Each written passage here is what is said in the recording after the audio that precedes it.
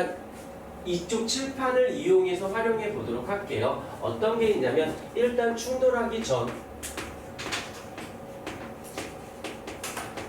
전의 모습의 운동량의 총 합이 있을 거예요 라고 하는 거 잡아주고, 그 다음에 충돌한 후의 모습을 보십시다. 충돌 후의 모습을 볼 때 어찌됐건 이때 충돌 후의 운동량의 어찌됐건 총합은 반드시 같아야 돼 라고 했었을 때 경우의 수만 잡으시면 돼요. 이거는 문제상에서 자리를 잡으면 되는데, 여기서 A라는 물체가 놓여져 있고 얘가 B라는 물체가 붙어 있으면 안 되겠죠. 여기서 B라는 물체가 여기에 이렇게 있고 얘가 VA, 이쪽으로 가고 있는 애가 VB. 당연히 얘가 속도가 더 커야 쫓아가서 들이받을 거니까 라고 했었을 때 경우의 수가 세 가지가 있을 수 있어요. 첫 번째, 충돌한 후의 모습을 나올 수 있는 경우의 수가 첫 번째, 두 번째, 세 번째가 있을 수 있습니다. 자, 그림을 한번 그려보면 얘가 A고 얘가 B고, 그 다음에 얘가 A고 얘가 B고, 그 다음에 얘가 A고 얘가 B고 라고 했었을 때 여기서 얘의 속력과 얘의 속력이 둘이 같은 방향일 수 있죠. 그 다음에 이쪽 방향, 그런데 여기서 이제 어떻게 되냐면 이 같을 수 있고, 여기서는 이제 그림을 이걸 살짝 수정, 여기가 어떻게 되냐면 A와 B가 이렇게 붙어서 이걸 뭐라고 해? 한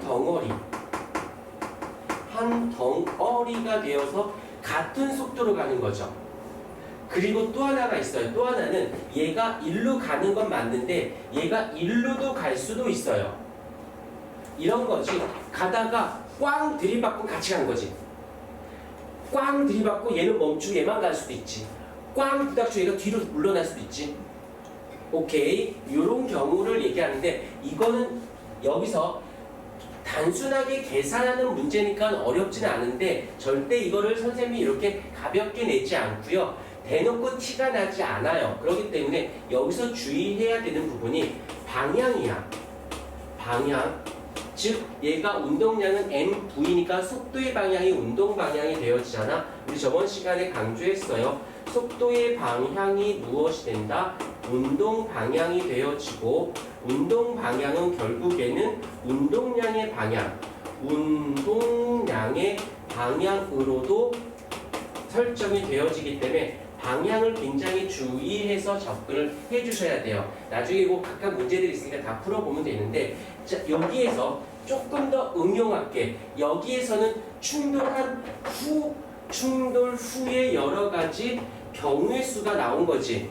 그러니까 이 세 가지 여러 가지 방식으로 나올 수 있다는 건데, 이번엔 살짝 이럴 수도 있어요. 충돌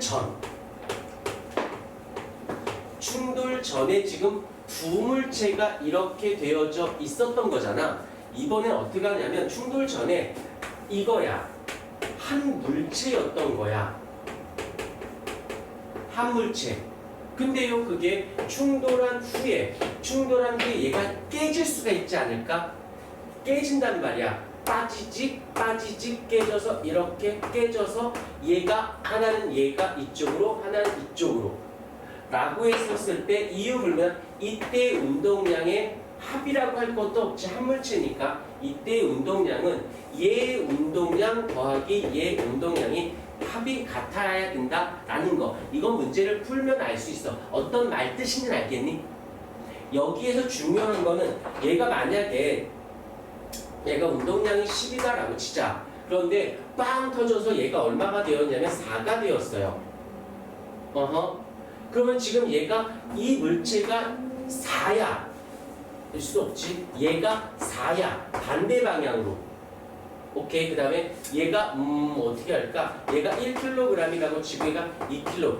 즉 3kg짜리 물체가 빵 하고 여기서 얘 12라고 할게. 그러면 이렇게 되면은 얘가 3kg짜리가 운동량이 10이니까 속도가 얼마가 돼야 돼? 4m/s로 가고 있었다고요. 가고 있다가 어떤 충격이 여기서 꽝 하고 깨져버렸어.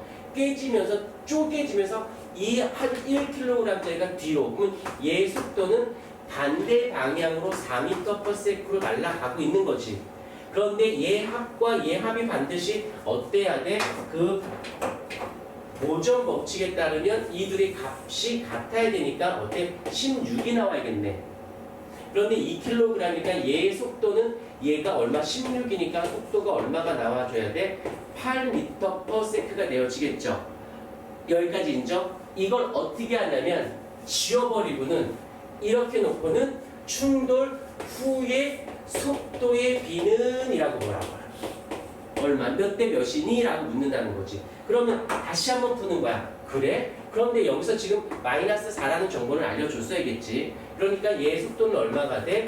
마이너스 4m/s고 얘의 운동량은 16이 돼야 되니까 이 관계식에 따라서 얘의 속도는 8m/s니까 1/2가 답이 되겠군. 속도 B가 이런 식으로 계산하게 만든다는 거지.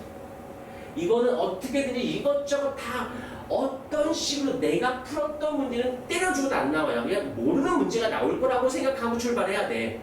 근데 여기서 생각할 것 첫 번째, 충돌 전의 운동량의 총합은 충돌 후의 운동량의 총합과 반드시 같아야 된다는 거랑 여기서 방향을 깜빡하는 순간 다 틀렸다고 생각하셔야 돼요. 이런 쉬운 것들은 그냥 단순 문제고 방향이 들어가야 방향을 대충 무시해도 답이 되는 애가 있어. 이렇게 모두 다 같은 방향일 때는 방향을 무시해도 돼. 그런데 여기가 이런 식으로 나온다든지 이런 식으로 나오면 방향을 실수했다가는 답이 틀릴 수밖에 없는 문제가 나오기를 너희들은 바라야 돼요.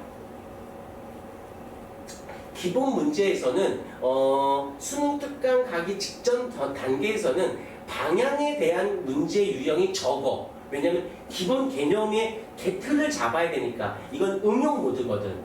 약간 버전업이라고 봐야 되는데 시작부터 개념 정리반에서 버전업을 할 수가 없으니까 일단 방향적인 개념이 생각보다 많이 이야기를 안 해요. 그건 어쩔 수 없는 현상이야. 근데 나는 그냥 방향을 굉장히 나는 문제 위주가 더 중요하다 생각이. 어찌됐든 고생할 거면 빨리 고생하는 게 낫지. 매를 맞더라도 처음에 초반에 계속 틀려봐야 나중에 맷집 생기거든. 그래서 이런 것들을 계약했을 때 시험 때 이런 애들이 나오기를 대신 너희가 고생만 해준다라면 나왔을 때 충분히 승률이 높아지면서 경쟁력이 있다라고 봅니다. 그래서 이것들 잘 잡아주세요. 이런 것들. 그리고는 얘는 특별히 더 할 건 없어요. 그냥 얘 교재에서 밑줄만 그어주시면 됩니다. 이쁘게 좀 써주고 댓글을 달아주세요.